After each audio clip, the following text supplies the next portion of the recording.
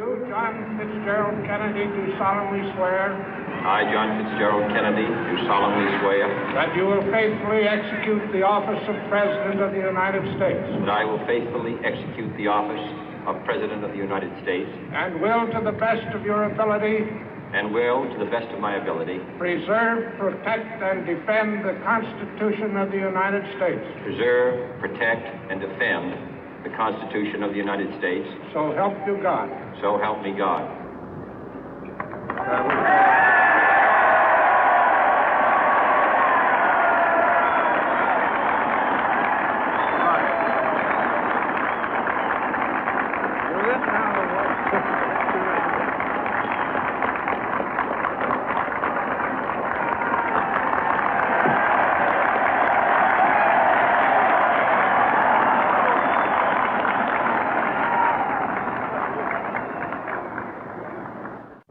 Vice President Johnson, Mr. Speaker, Mr. Chief Justice, President Eisenhower, Vice President Nixon, President Truman, Reverend clergy, fellow citizens.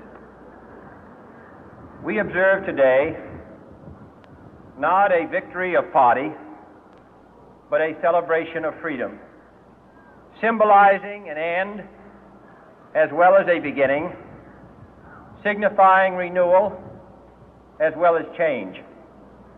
For I have sworn before you and Almighty God the same solemn oath our forebears prescribed nearly a century and 3/4 ago. The world is very different now, for man holds in his mortal hands the power to abolish all forms of human poverty and all forms of human life. And yet the same revolutionary beliefs for which our forebears fought are still at issue around the globe. The belief that the rights of man come not from the generosity of the state, but from the hand of God. We dare not forget today that we are the heirs of that first revolution. Let the word go forth from this time and place to friend and foe alike that the torch has been passed to a new generation of Americans born in this century, tempered by war, disciplined by a hard and bitter peace, proud of our ancient heritage, and unwilling to witness or permit the slow undoing of those human rights to which this nation has always been committed and to which we are committed today at home and around the world.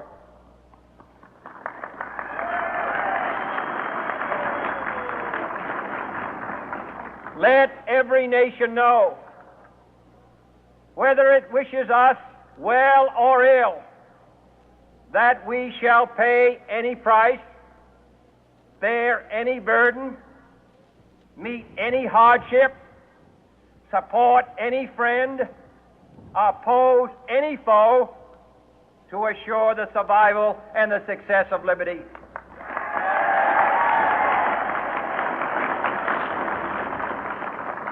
This much we pledge and more.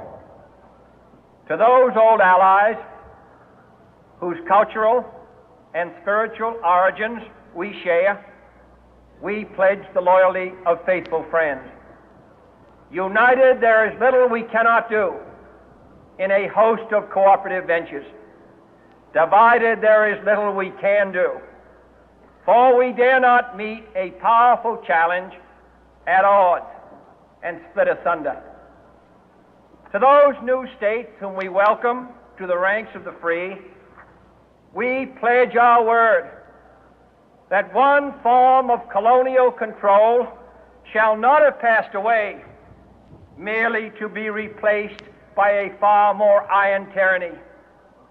We shall not always expect to find them supporting our view, but we shall always hope to find them strongly supporting their own freedom, and to remember that in the past, those who foolishly sought power by riding the back of the tiger ended up inside.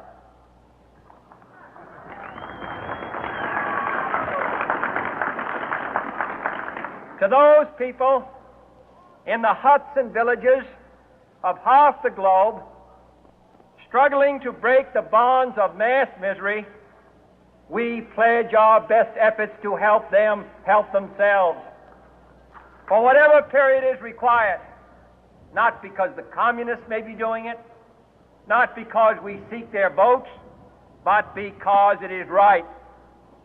If a free society cannot help the many who are poor, it cannot save the few who are rich.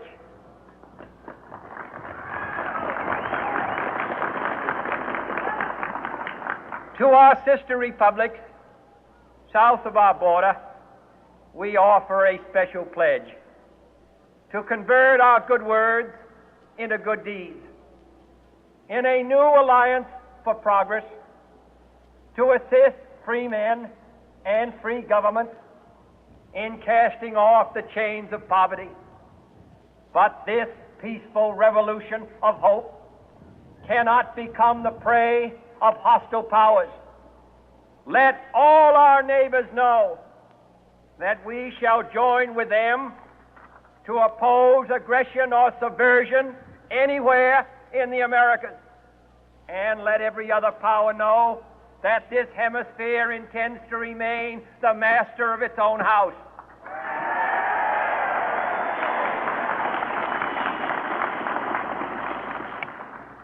To that world assembly of sovereign states, the United Nations, our last best hope, in an age where the instruments of war have far outpaced the instruments of peace, we renew our pledge of support to prevent it from becoming merely a forum for invective, to strengthen its shield of the new and the weak, and to enlarge the area in which its writ may run.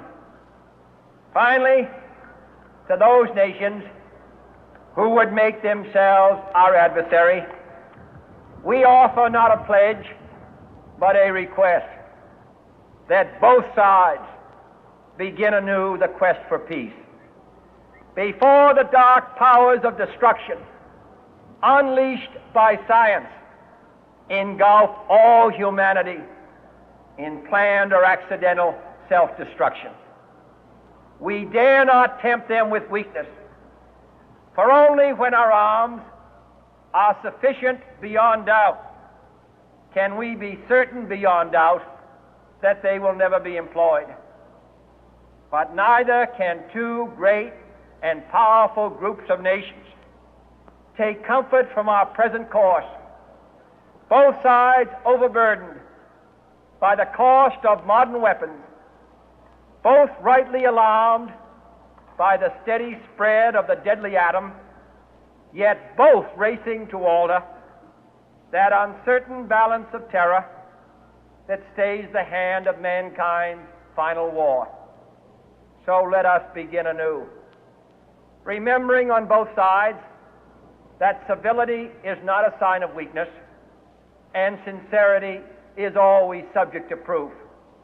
Let us never negotiate out of fear, but let us never fear to negotiate.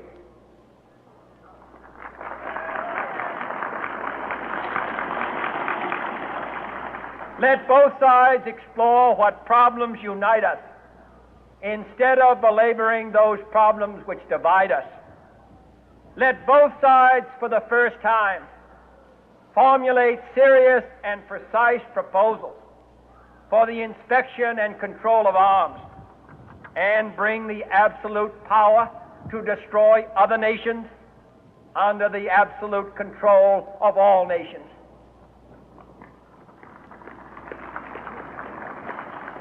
Let both sides seek to invoke the wonders of science instead of its terrors. Together, let us explore the stars, conquer the deserts, eradicate disease, tap the ocean depths, and encourage the arts and commerce. Let both sides unite to heed in all corners of the earth the command of Isaiah to undo the heavy burden and let the oppressed go free. And if a beachhead of cooperation may push back the jungle of suspicion, let both sides join in creating a new endeavor, not a new balance of power, but a new world of law, where the strong are just and the weak secure and the peace preserved. All this will not be finished in the first 100 days, nor will it be finished in the first 1,000 days, nor in the life of this administration, nor even perhaps in our lifetime on this planet. But let us begin.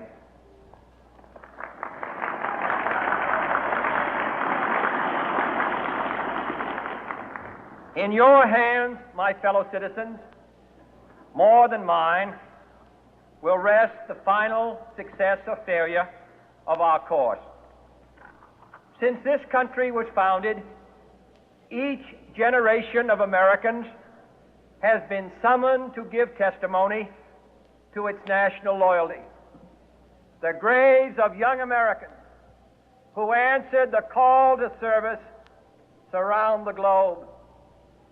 Now the trumpet summons us again, not as a call to bear arms, though arms we need, not as a call to battle, though in battle we are, but a call to bear the burden of a long twilight struggle, year in and year out, rejoicing in hope, patient in tribulation, a struggle against the common enemies of man, tyranny, poverty, disease, and war itself.